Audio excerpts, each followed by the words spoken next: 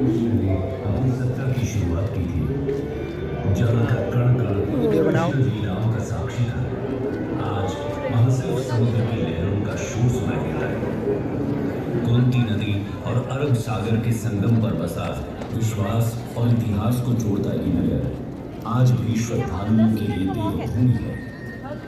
भारत के पश्चिमी तट पर लगभग 6,500 स्क्वायर किलोमीटर तक फैले गुजरात में सौराष्ट्र जिले की तरफ जब बढ़ते हैं तो दूर से ही आसमान को चीरकर सनातन धर्म का उत्थान करती धर्म ध्वजा ये संदेश देती हुई दिखती है कि यहाँ से साक्षात मोक्ष का पवित्र धाम शुरू होता है। यहाँ से हिंदू धर्म का तीर्थ शुरू होता है और यहीं से शुरू होता है द्वारकाधीश का साम्राज्य। क्या किस लिए आए हैं? द्वारका नगरी है। समुद्र की गहराइयों में कहीं गुम सा हो गया। द्वारका नगरी का वीडियो ना।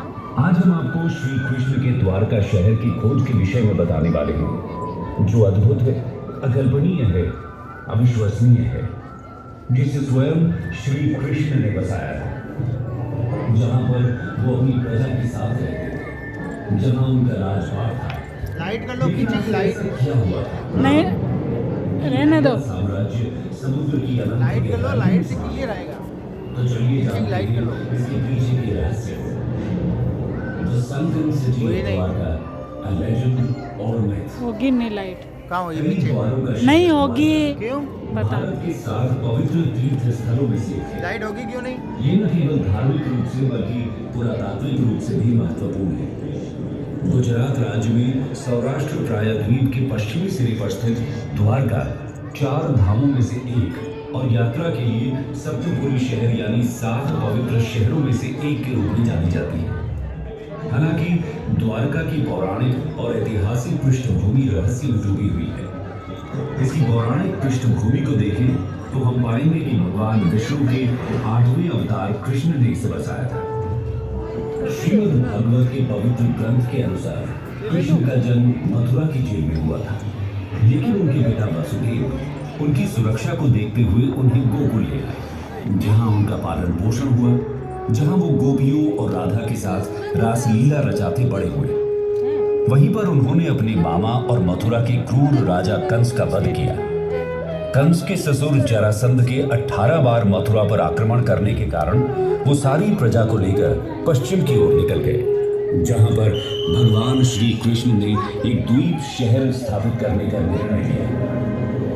पौराणिक ग्रंथों की माने तो श्री कृष्ण ने द्वारका बसाने के लिए समुद्र देवता से जमीन ली और महान आर्किटेक्चर विश्वकर्मा से रातों रात द्वारका का निर्माण करवाया। विशाल दीवारों से घिरी ये नगरी वास्तुकला की बेहतरीन मिसाल थी।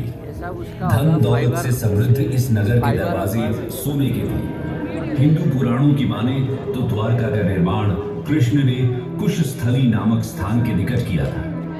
शहर तेजी से उभरा।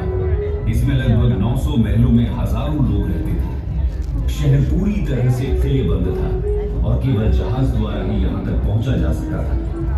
लेकिन श्री कृष्ण ने जिस शहर को इतने प्यार से समुद्र के बीच में बसाया, वो शानदार शहर उसी समुद्र में डूब गया। द्वारका का ये खोया हुआ शहर आज दुनिया भर में चर्चा का विषय बन गया है। लेकिन सवाल अभी भी वही है कि ये डूबा कैसे? दोस्तों, द्वारका नगरी के डूबने के पीछे कई तरह की कहानियां और मिथ फैले हुए हैं। महाभारत के अनुसार श्री कृष्ण पांडवों की तरफ से महाभारत के युद्ध में शामिल हुए थे और इस युद्ध में पांडवों की जीत हुई थी और कौरवों की हार।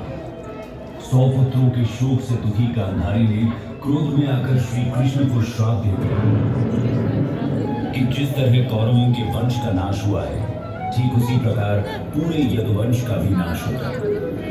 धीरे धीरे द्वारका में हालात तनावपूर्ण होने लगे। उसके पश्चात सभी यदुवंशी आपस में लड़ लड़कर मरने लगे। सभी यदुवंशियों की मृत्यु के बाद बलराम ने भी अपना शरीर त्याग दिया।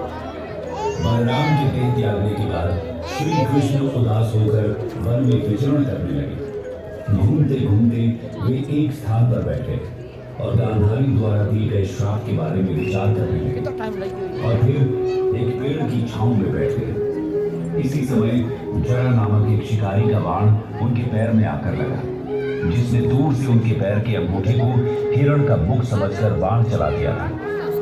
जब वो शिकारी शिकार उठाने पहुंचा तो श्री कृष्ण को देखकर क्षमा मांगने लगा। कान्हा ने उसे अभयदान देकर देह त्याग दी। अर्जुन को कृष्ण के देह त्याग का जब संदेश मिला तो वो बहुत दुखी हुए। इसके बाद अर्जुन ने द्वारका पहुंचकर वासुदेव जी से कहा कि वो नगर में शेष बचे सभी लोगों को हस्तिनापुर चलने की तैयारी का आदेश दिया। फिर अर्जुन ने प्रभास क्षेत्र जाकर सभी यदुवंशियों का अंतिम संस्कार आंटी जी थोड़ा उठी नो वासुदेव जी ने प्राण त्याग दिया। उस पर उनका अंतिम संस्कार कर अर्जुन सभी महिलाओं और बच्चों को लेकर द्वारका से निकल गए। जैसे ही उन लोगों ने नगर छोड़ा, द्वारका का राजमहल और नगरी समुद्र में समा गई।